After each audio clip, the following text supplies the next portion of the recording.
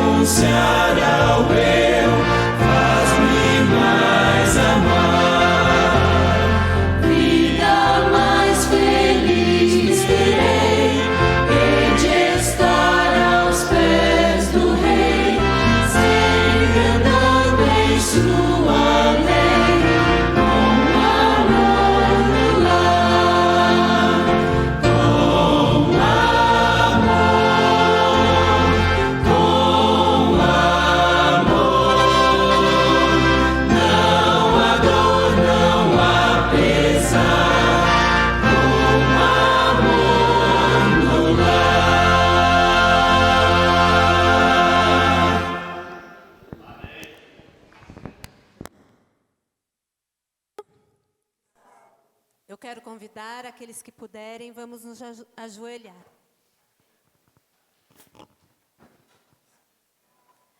Pai de amor, Pai de toda eternidade, mais uma vez estamos diante da Tua presença, na Tua santa casa de oração. Neste momento, Senhor Jesus, somos gratos a Ti pela oportunidade que tivemos, onde já adoramos a Ti através dos nossos louvores, onde já tivemos a oportunidade de adorar a Ti através das nossas ofertas, dos nossos dízimos, dos nossos pactos, ó Pai.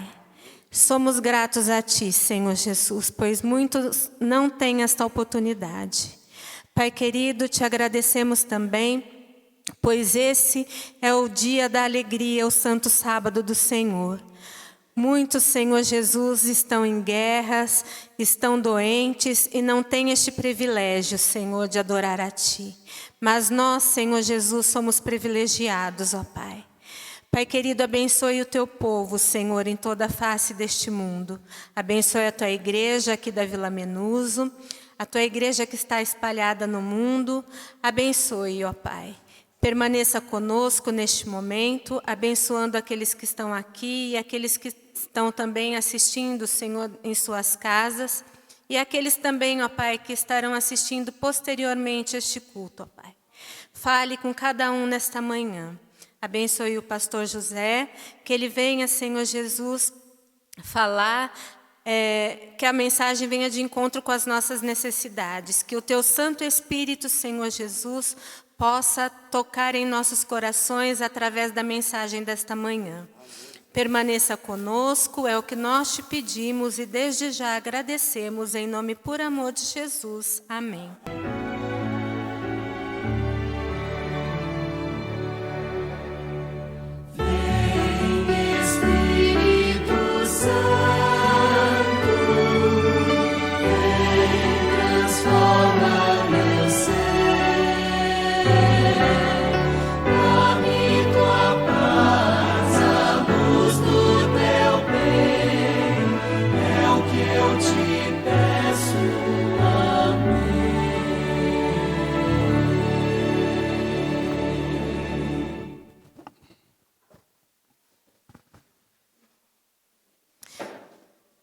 Hoje é o sábado da família e nós queremos agradecer a todos vocês que aceitaram o convite de estar aqui conosco adorando ao Senhor. Neste momento eu quero convidar a Camille, que estará trazendo uma mensagem musical.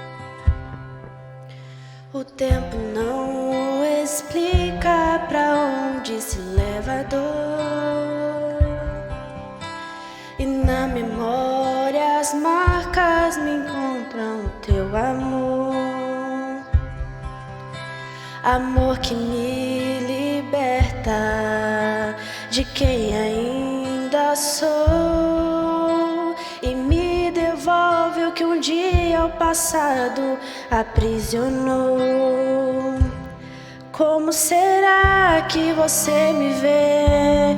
Onde será que estou pra você?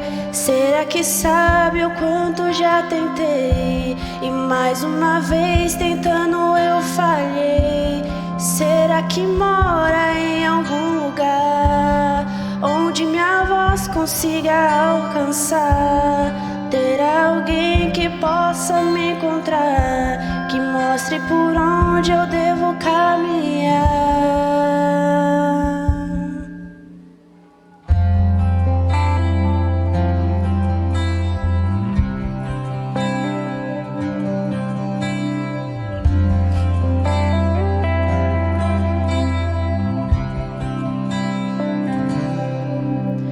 A vida vai passando sem lhe avisar quem sou, e no teu peito eu vejo que o tempo silenciou,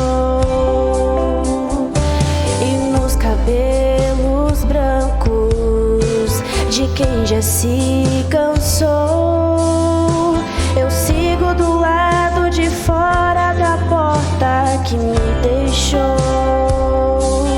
Como será que você me vê? Onde será? Será que sabe que te vi crescer e o tempo não pode me envelhecer? Em que lugar você me colocou? Em uma estante ou num retrovisor? Como dizer que não há ninguém se eu me entreguei pra te fazer alguém? Como será que você me vê? Onde será que estou pra você? Será que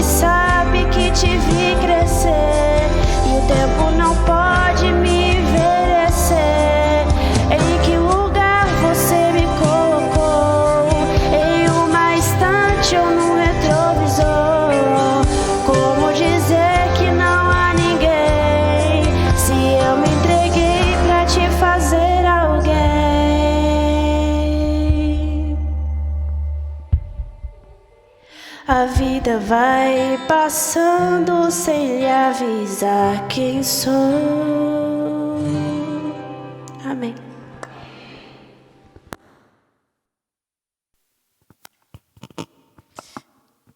Nesse momento, nós vamos ouvir a palavra do Senhor. Eu quero agradecer ao pastor José Costa Cavalcante, que aceitou o nosso convite. O pastor reside em Hortolândia, né? Ele tem 40 anos de comportagem, né, pastor? Deus seja louvado. Ele também já foi pastor distrital por 6 anos e está há 2 anos jubilado, mas trabalhando voluntariamente. E aceitou o nosso convite de estar falando para nós nesta manhã. Que Deus o use, pastor, nesta manhã para falar conosco. Obrigado pelo convite, um feliz sábado para todos. Esse é um dia especial, porque fala de família.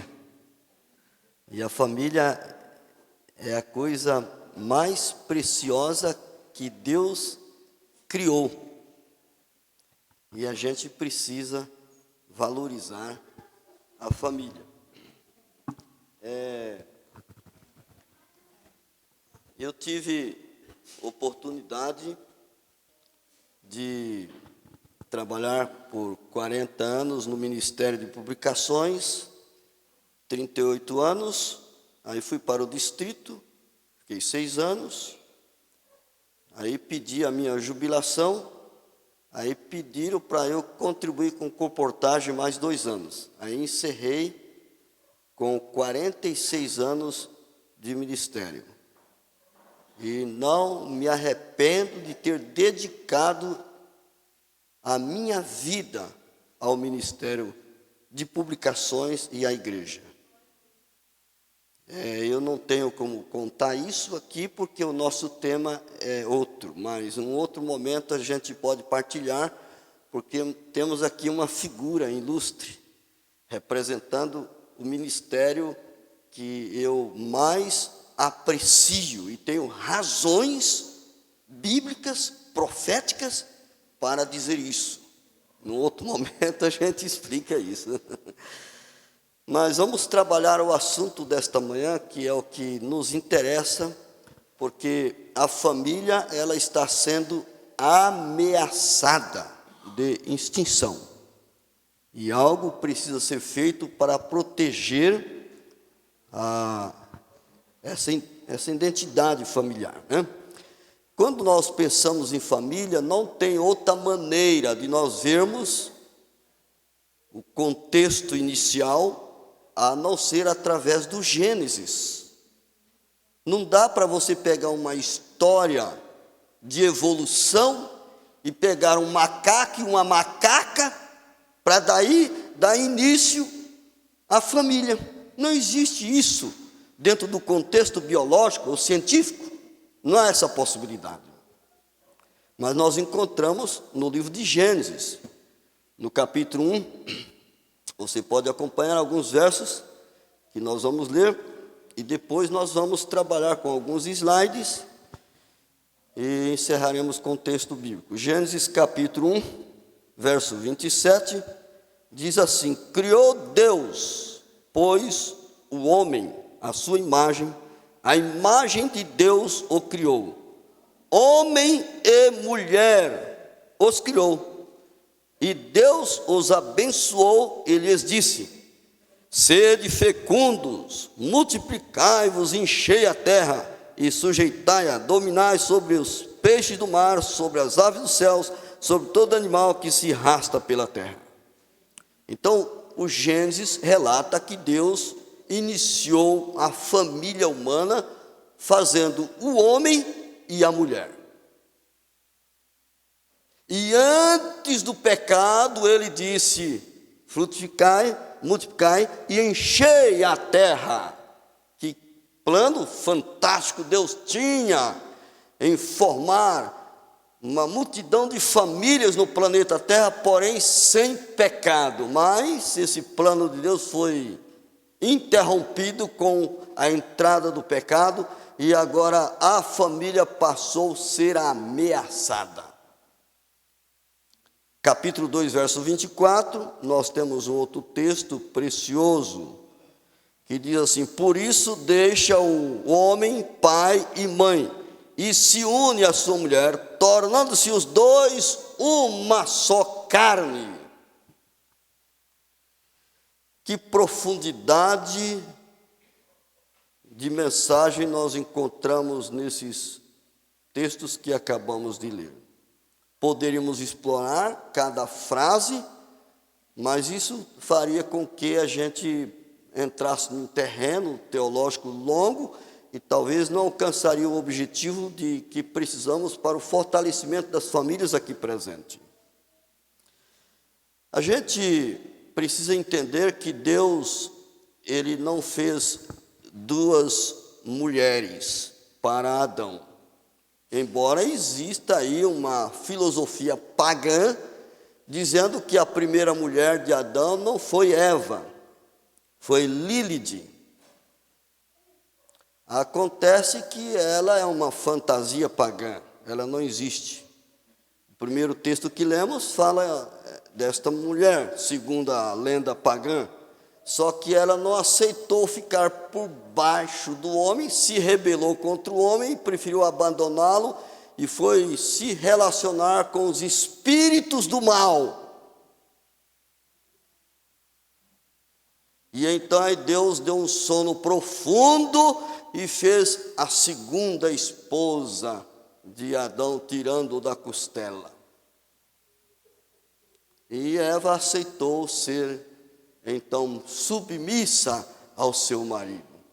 Isso não tem sentido, está fora do contexto, é uma filosofia diabólica para destruir aquilo que foi construído por Deus, e temos que ficar com isso. Agora você vai para o livro de Cânticos de Salomão. Cânticos de Salomão, nós temos aqui um outro texto precioso, capítulo 6, de Cântico de Salomão. Cântico de Salomão, capítulo 6, verso 8 e 9. Na minha tradução, eu leio assim: 60 são as rainhas. Rainha é homem ou é mulher? Mulher. 60 são as rainhas. 80 concubinas. Concubinas é homem ou mulher? Mulher. E as virgens sem número, a referência é mulher. Verso 9: mas uma só é a minha pomba, a imaculada de sua mãe, a única, a predileta daquela que a deu à luz. Viram-na as donzelas e lhe chamaram ditosas. Viram-na as rainhas e as concubinas e a louvaram. Quem são essas 60 rainhas? É uma linguagem figurativa, atribui-se a igrejas, 60 igrejas. São as primeiras igrejas do protestantismo, batista, metodista, presbiteriana e etc. 60 são as rainhas. 80 as concubinas, são os pentecostais, as demais denominações que foram fluindo. Mas uma só é a minha pomba, a única de sua mãe, uma só. Se no contexto dessa filosofia romântica de Cântico de Salomão fosse permitido ter duas, três, não haveria essa expressão, mas uma só é a minha. Há muitas igrejas, mas é o mesmo significado. Uma só é a minha. Uma só é a minha. Apocalipse capítulo 12, verso 17, apresenta as três características da única mulher igreja de Jesus. Aí, Apocalipse 12, 17, diz: e o dragão irou-se contra a mulher e foi fazer guerra ao restante da sua semente, os que guardam os mandamentos de Deus e têm o testemunho de Jesus. Primeiro, essa mulher seria perseguida, guerra contra ela. Por quê? Por causa da guarda dos mandamentos de Deus, que são 10. E por causa do testemunho de Jesus. Apocalipse 19, 10, última parte, diz que o testemunho de Jesus é espírito de profecia. Seria uma igreja que teria uma compreensão geral das profecias do Antigo e do Novo Testamento. Este é um outro campo de ação que poderemos trabalhar numa outra ocasião. Mas veja, irmãos, o que nos chama a atenção é o fato de que Jesus ele é apresentado como noivo e a igreja como noiva. Embora apareça na parábola das 10 virgens, 5 loucas e 5 prudentes, mas essas 5 prudentes constituem a igreja de Cristo, a preparada. E ela está preparada porque nas suas lamparinas possui o quê? Azeite, o óleo, o Espírito Santo, que é uma necessidade que todos nós temos desse poder. Sabe, irmãos, uma das grandes necessidades que temos é compreender que Jesus, ele tem uma só igreja, apresentada de maneira simbólica como sendo mulher. Ele jamais teria 2, 3, seria uma só. Se ele tivesse 2, 3, ele estaria estimulando a prostituição. Isso não faz parte da sua visão como ser divino, e não deseja que entremos por esse campo, porque ele é um campo perigoso. Então, ele deseja estabelecer família através de um homem e de uma mulher. Eu gostaria de dar aqui um testemunho para os irmãos. Esse testemunho está relacionado com aquilo que a gente mais ama na vida, que é a nossa família. Este garoto aí, ele tinha o nome de Nenê, era o neném da família, né? Esse nenê, ele já, como criança, já começou a olhar para o sexo oposto, ou para a menininha. E ele encontrou uma menininha. A primeira vez que ele viu essa menininha, ele estremeceu. Sabe quantos anos ele tinha? 10 anos de idade. E eu gostaria de trabalhar aqui com vocês essa questão do amor. Como que surge o amor? O amor surge através da contemplação. É com os olhos que a gente vê e vem uma sensação. Uau! E aí a população diz assim: rolou a química. Uau! Essa sensação produz um sentimento que pode ser negativo ou positivo. Estou falando da filosofia do amor, de como surge o amor, dentro do contexto filosófico. Então, sensação, sentimento, negativo ou positivo? Negativo quando começa a olhar detalhes, o tamanho da orelha, o narigão, né? Começa a olhar detalhes, aí vai para o campo do negativismo. Porque quando se inclina para esse lado, a tendência é lá na frente se casarem, ter problemas e dificuldades, porque a lei da gravidade, com o tempo, não vai contribuindo com a gente e começa a despencar tudo. Então, aquilo que era bonito passa a ficar feio. Então, é um caminho perigoso ir por aí para estabelecer uma família. Você era uma gata, mas hoje... você era um gatão, mas hoje... eu acho que eu não lhe amo mais, não. Que amor foi esse? O amor que foi desenvolvido pelas características do lado negativo. O amor que vem pela paixão. Eu estou apaixonado. Paixão é temporário, é provisório, é baseado nas qualidades físicas, possui interesse egoísta. Havia aí um cantor que cantava: o coração apaixonado só escuta a sua própria voz e a de ninguém mais. É o egoísmo. Enquanto está tirando uma vantagenzinha, eu te amo. Mas quando começa a perder essa vantagem, sabe que eu acho que eu estava errado, acho que eu não te amo não, viu? Começa a trazer dificuldades, vem problemas. E a gente precisa fugir do desenvolvimento desse lado do sentimento negativo. É preciso a gente desenvolver o lado do sentimento positivo.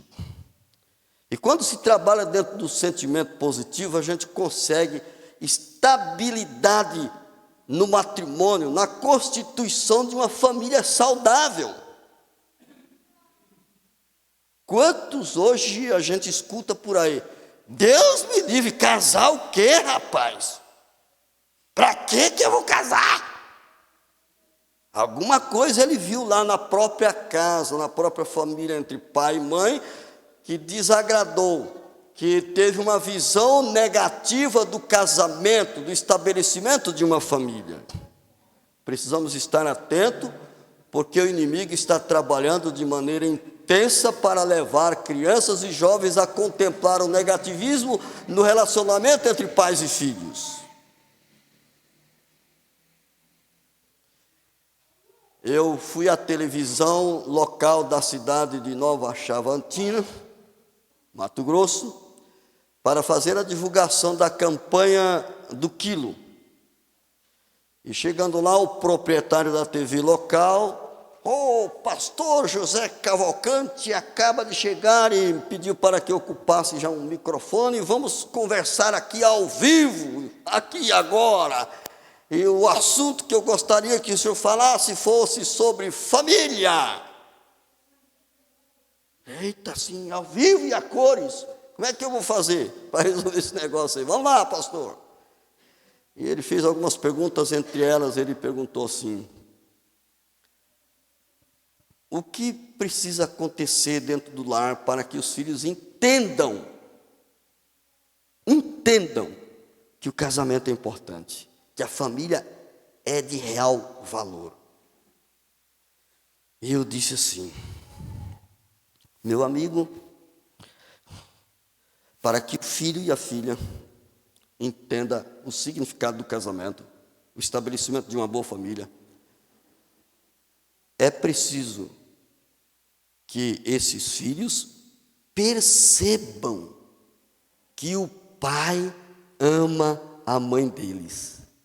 Se os filhos perceberem que o pai ama a mãe deles, eles irão valorizar o matrimônio, eles irão valorizar o casamento, irão respeitar a família.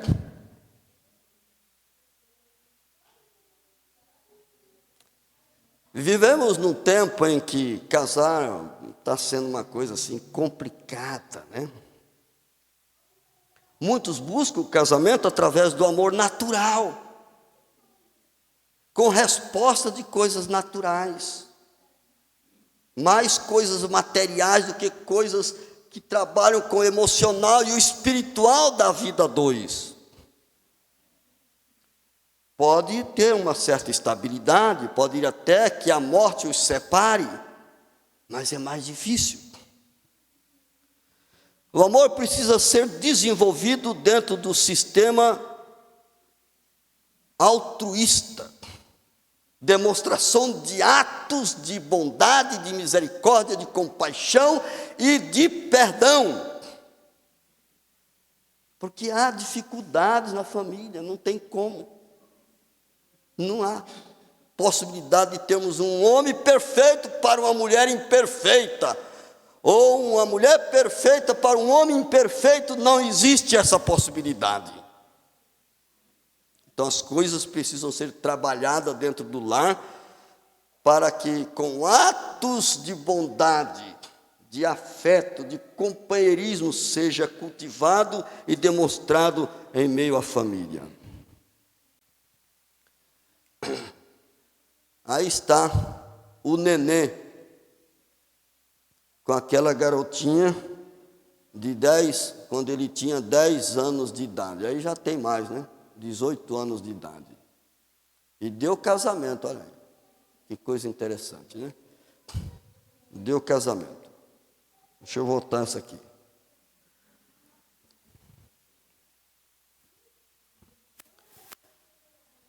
Eu tinha 10 anos de idade. E fui para a casa do pastor Aurélio do Carmo, em Fátima do Sul, Mato Grosso do Sul, com o meu pai e meu irmão. Usamos a casa do pastor Aurélio para guardar lá uns materiais que a gente produziu para vender na cidade.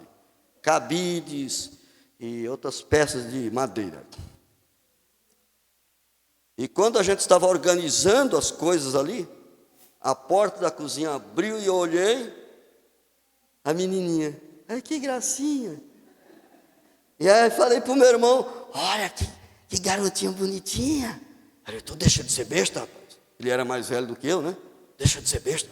Besta nada. Eu olhei para a menininha, mas 10 anos, mas eu já era homem, ué. Eu nasci homem.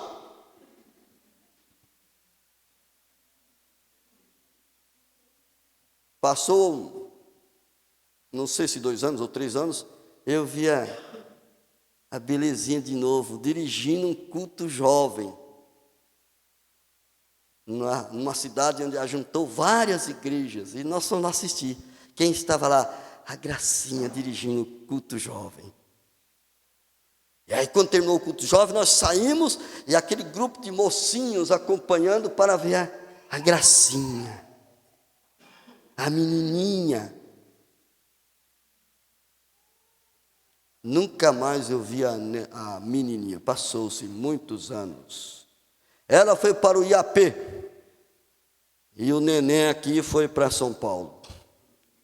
Aí o neném aos 17 anos, entra a comportagem aí. Comportando, mudando de bairros aqui em São Paulo, fomos para a Casa Verde. Bairro da Casa Verde. Chegando na porta da igreja no sábado de manhã, eu pensei assim, quero sentar perto de uma baixinha. Por que baixinha? Porque todas as vezes que eu encostava perto de uma moça grande, a moça grande dizia, vai crescer, Cavalcante, o que você quer? Eu falei, não tem jeito, não vai dar certo esse negócio de querer namorar uma moça grande, porque elas me descartam, porque pequeno. Eu falei, eu vou sentar perto de uma baixinha. Aí fiquei olhando assim, e vi uma baixinha lá no segundo banco. Aí fui para lá. Era a classe do jovem. Sentei ao lado. Aí, aquela baixinha puxou uma agenda de endereços da Igreja Adventista no Brasil. E quem possuía uma agenda daquela natureza naquele tempo, era alguém vinculado à obra. Eu dei uma olhadinha para o rostinho daquela baixinha. Por favor, você é filha do pastor? Ele, não, por quê? É porque você está com agenda. É que eu sou obreira bíblica. Obreira bíblica? Muito prazer. Eu sou comportor evangelista José Costa Cavalcante. E ela falou o nome dela. Falei, legal. Aí eu, por favor, os seus pais frequentam aqui também? Não, meus pais, eles são do Mato Grosso. Não vai me dizer que é de Dourados. É de lá mesmo. Mas não é possível. De Dourados? Eu também sou de lá. Aí começou a escola sabatina. E o diretor de comportagem sentou na classe do jovem e a baixinha convidou o pastor para passar a lição. E o pastor pega a baixinha e coloca na frente, olha, que moça exemplar, bem vestida. E eu olhei para aquela moça e E rolou. Essa a sensação, o sentimento. Lá fora a gente precisa conversar. Aí o culto demorou. Ele falou, não dá para conversar, à noite vai ter social. À noite vai ter social? Então à noite a gente conversa. Eu quero saber sobre Dourado, sua família. Aí, à noite eu tinha uma visita para fazer, corri, fiz a visita, voltei, já tinha começado a social, e eu vi lá, eu procurando a baixinha, e a baixinha estava com uma bandeja servindo biscoitinhos, salgadinhos, e aí ela veio na minha direção, e eu peguei com as minhas duas mãos, joguei por baixo da bandeja, e segurei nas duas mãos dela, e disse assim, por que você não para de servir os outros e vem servir só a mim? Aí ela entendeu o negócio, entregou a bandeja para uma coleguinha, e aí nós começamos a nossa conversa. E aí, como é que é o negócio aí, sua família de Dourados, né? Espera aí. Quando a gente olhou, não tinha mais ninguém, já tinha terminado a social, tinha ido todo mundo embora. E sabe quem ela era? A menininha lá da casa do pastor Aurélio do Carmo. Aquela menininha. Mas não é possível. Deus tem algum propósito. E olha, é o seguinte, eu sou comportor, mas não sou bom de dar estudo bíblico, sou bom para vender. Então, você aceita eu acompanhar você em alguns estudos bíblicos? Aceito. Aí eu comecei a acompanhá-la nos estudos bíblicos.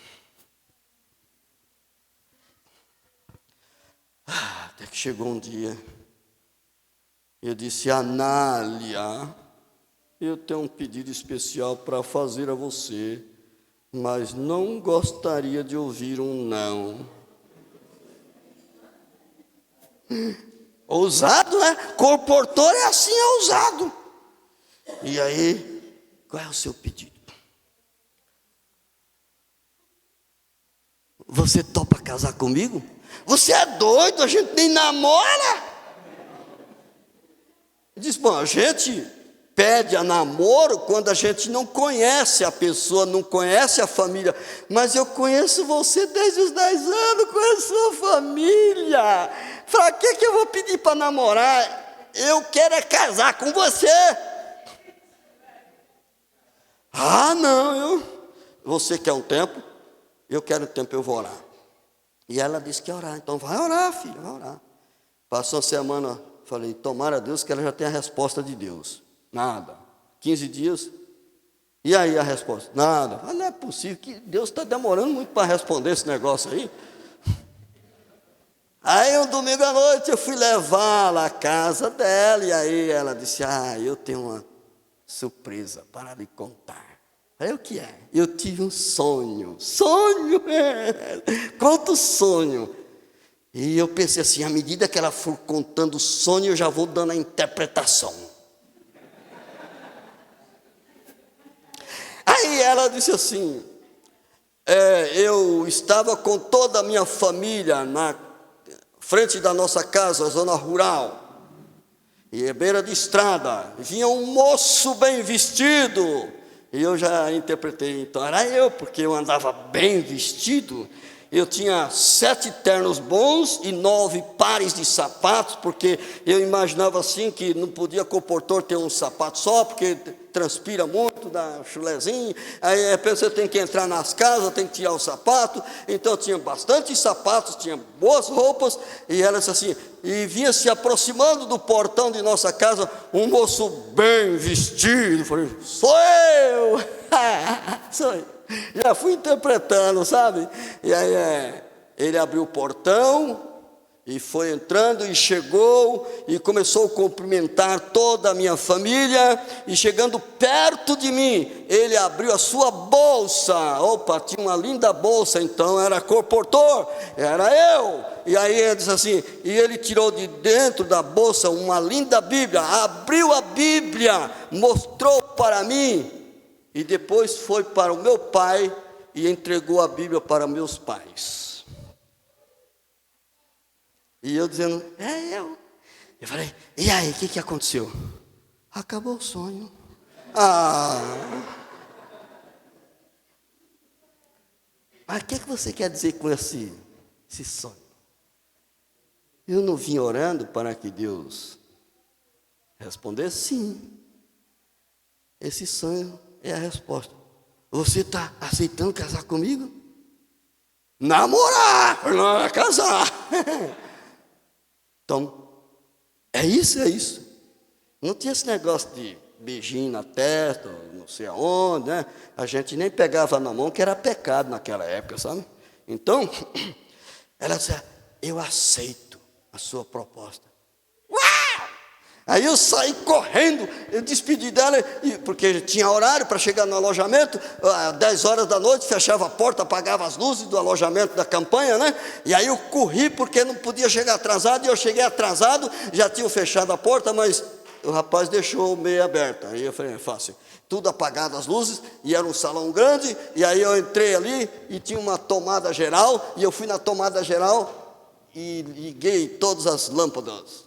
Acendi a luz, todas as luzes assim, e disse assim, uau, conquistei a Anália! E os caras, vai dormir, Cavalcante, fica acordando a gente aí.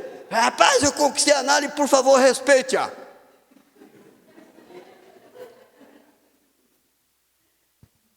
Seis meses, noivamos. 6 meses, nós nos casamos. Deixa eu ver aqui. Onde é que eu estou querendo chegar aqui, gente? Tanta coisa que eu virei aqui. Opa, estou adiantando muito aqui. Que é isso? Baguncei tudo aí, os slides. Saiu, fora. Irmãos, quantas histórias bonitas. Eu vou ter que ler com vocês aqui, porque eu não consigo ler lá. Papéis dentro de uma família tradicional. Família tradicional, pai, mãe e filhos. Papel do pai. Regulador, supridor, protetor, sacerdote do lar. Papel da mãe, cooperadora, edificadora, cuidadora do lar e da família. Papel dos filhos, uma família bem harmoniosa, é isso aí. Cooperar com o bom andamento da família. É dessa maneira que nós conseguimos formar uma família de qualidade, uma família com exemplo. E aqui eu agradeço a Deus pela família que Ele me deu. Porque a Anália, se ela falhar, morrer primeiro do que eu não vou achar igual. Não tem. Não tem. O sucesso da minha vida na obra, eu devo a Anália. O sucesso da vida dos meus filhos se deve a Anália, uma mulher cristã que, na ausência do sacerdote do lar, que é o pai, o marido, ela assumia o papel como sacerdotisa e cuidava da vida espiritual dos meus filhos.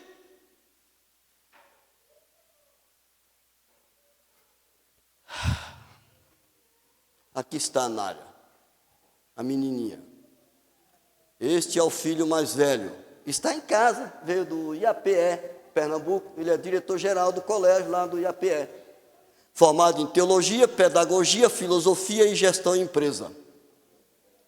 Tudo dinheiro de comportagem. Aleluia, irmão. Graças a Deus. O filho do meio, Heber, é empresário, tem uma fábrica de pão de queijo e colocou o nome da mãe. Pão de queijo, Dona Anália. Falei, por que isso, filho? Minha mãe é uma mulher abençoada, quem sabe essa fábrica vai ser abençoada também. Continue. Aí o vovozinho, a nora, e aqui o filho mais novo, caçula. Esse cantava no Prisma, depois foi para Londres, quando voltou não quis ir mais para o Prisma, foi o primeiro a interpretar o Anjo, Prisma Brasil. Pois às vezes nós perdemos, anjo. É o menininho aqui, ó.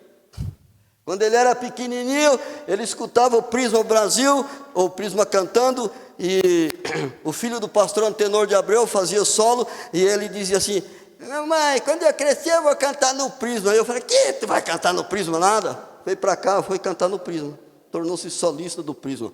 A gente não pode desfazer dos nossos filhos, o futuro deles está no sonho deles, na determinação e na vontade de Deus. A gente tem que orar pelos filhos, porque isso é importante.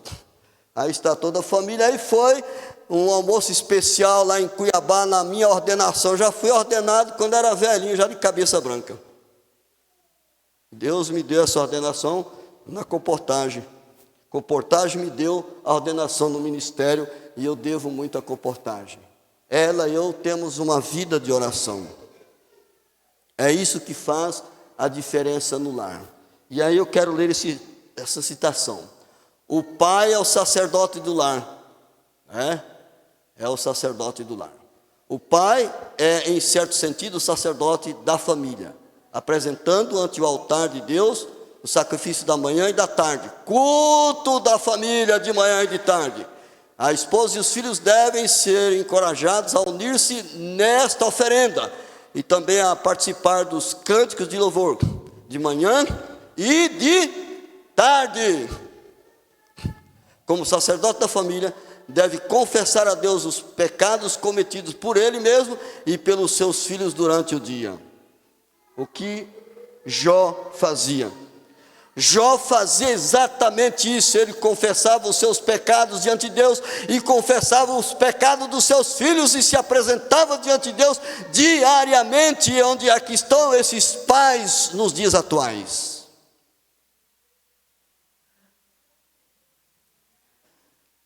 Deus precisa de pais assim. A gente brinca, a gente se diverte.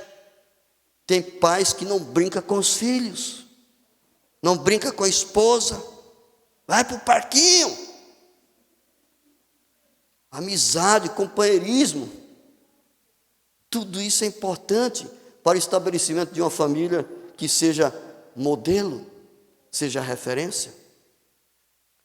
Queridos, a minha família não é perfeita, não é.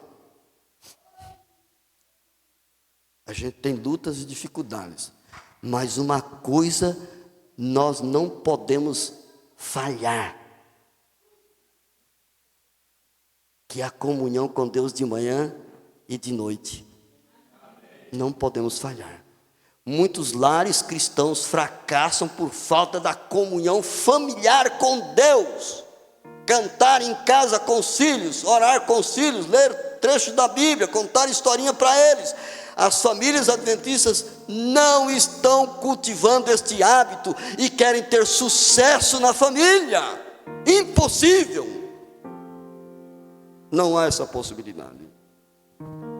A menos que busquemos do céu a força que de lá vem. Irmãos, eu quero partir para o encerramento. Abra sua Bíblia no livro de Apocalipse, capítulo 21. Já estão dando sinal para mim que eu estou avançando. Se deixar, fica até 5 horas da tarde. Apocalipse 21, verso 2. Vi também a cidade santa, a nova Jerusalém, que descia do céu, da parte de Deus, ataviada como noiva, adornada para o seu esposo. Que coisa impressionante. Olha a alegoria, a ilustração bíblica que encontramos de Jesus como noivo e a igreja como noiva. A igreja como noiva. Capítulo 2, capítulo 21, verso 9. Verso 9 diz assim: Então veio um dos 7 anjos que tem as 7 taças cheias dos últimos 7 flagelos, falou comigo dizendo: Vem, mostrar-te-ei a noiva, a esposa do Cordeiro. Qual é a visão de João? Sabe, irmãos, Jesus é apresentado como noivo, e ele voltará para buscar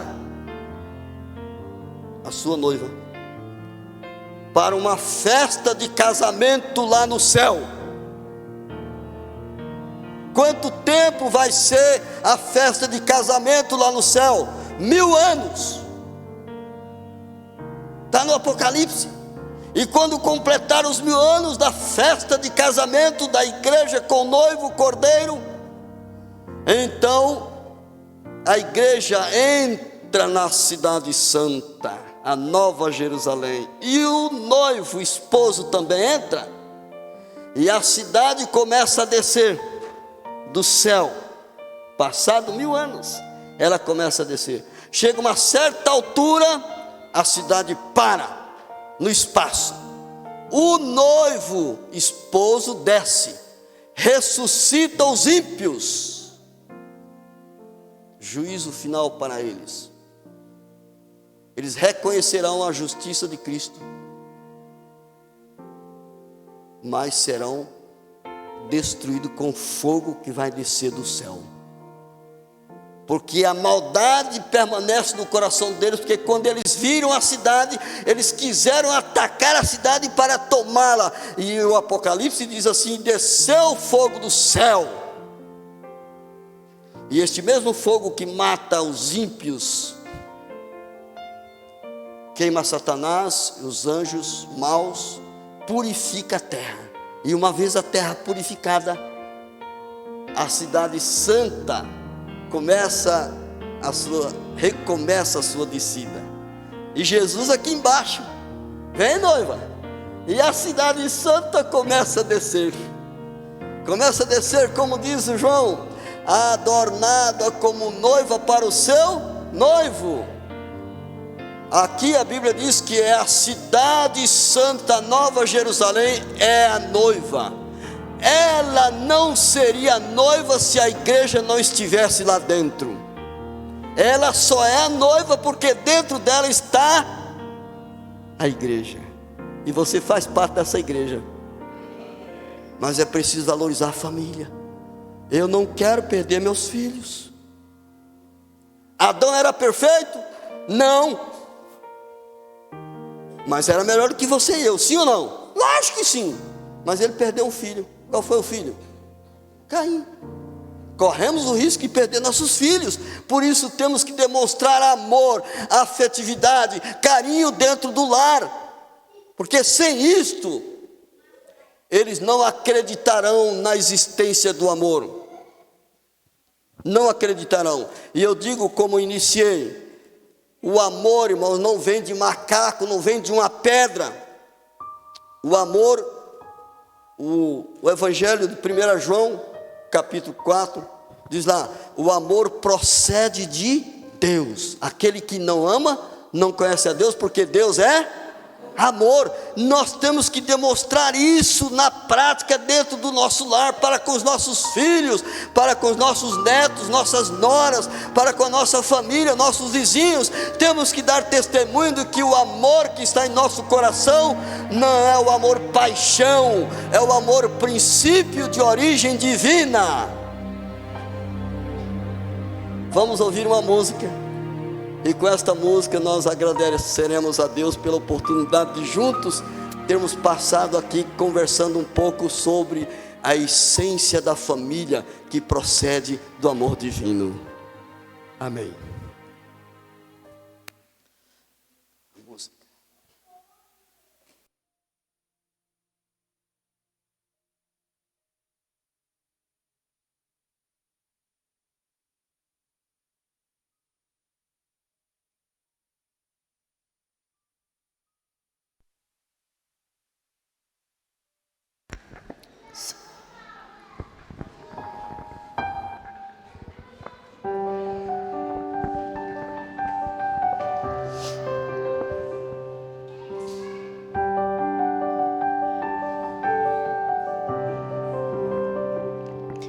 Meus pais me disseram que sábios não falam muito, que ao invés de falácias preferem eloquência dos atos. Falácia sem freio é virtude pros tolos. Atuar em silêncio é a glória de poucos. Se o Senhor tem ficado em silêncio, pode ser a linguagem do amor em um mundo que é tão barulhento. Seu silêncio pode ser um favor. Eu aceito, Senhor, teu silêncio e o sigilo dos teus planos pra mim. Entendi que ao invés de falácias, por ser sábio, tu preferes agir em silêncio.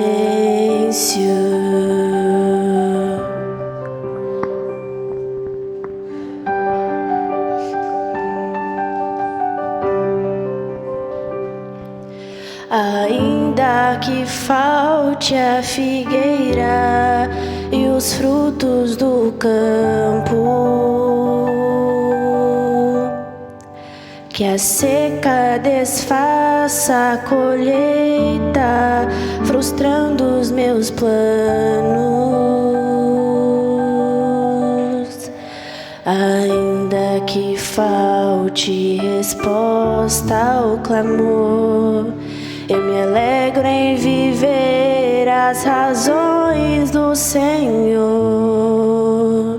Se o Senhor tem ficado em silêncio, pode ser a linguagem do amor em um mundo que é tão